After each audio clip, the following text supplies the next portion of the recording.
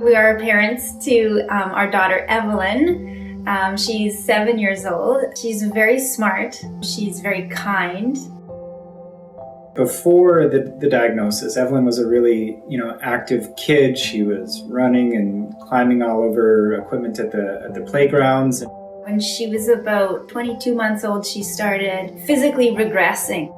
She was extremely lethargic. Things kind of came to a head when you called to her to kind of walk across the living room. And I said, "Come to me, I wanted to test." And she just started crying.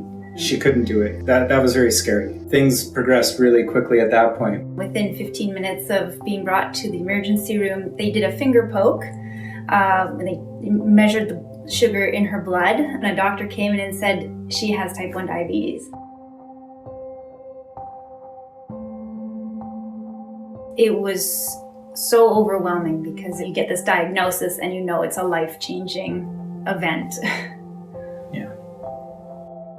The first few days was basically just processing what happened to us. It wasn't just a diagnosis, it was a whole new lifestyle that we had to wrap our head around.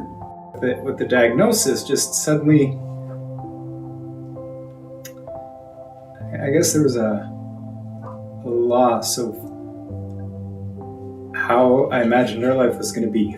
I feel we went through a grieving process.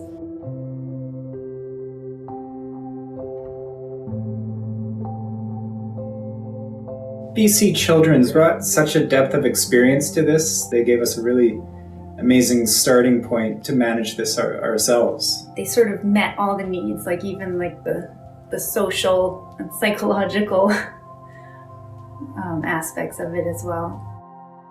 Immediately after that first week of being in the hospital and coming home, her life was in our hands, literally, every moment of every day. Her diabetes was what's called brittle, which means it can just go up or down without any warning or reason. There was, just a chronic anxiety about knowing what her levels were.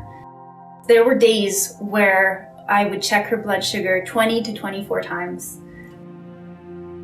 She's always seemed to understand why we're poking at her, why we have to do everything that we do to keep her healthy. Her energy came back and she was back to her old self again, and she had such an amazing appetite and she would eat and she was eager to play outside again, and it was such a joy to have her back.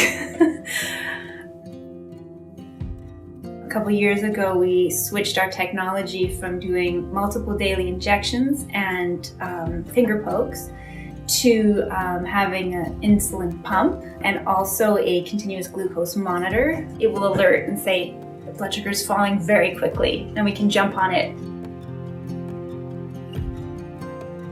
to get it set up. Is quite painful, and it caused a bit of anxiety in her. And now she's very brave. Yeah.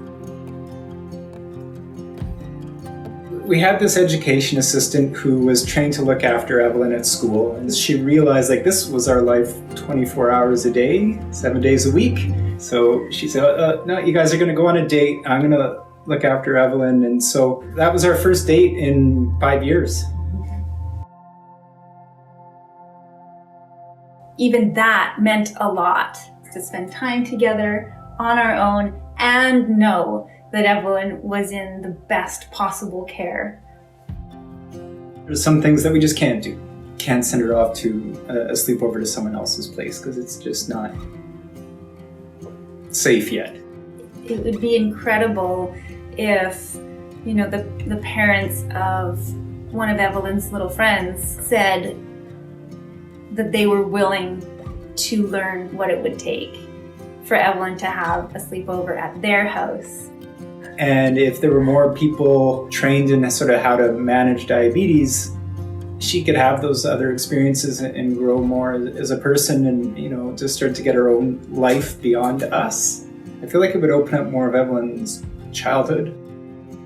I think what I desire most for Evelyn is not to be held back by what it takes to manage type 1 diabetes. I know that it's something she's going to have to deal with for the rest of her life.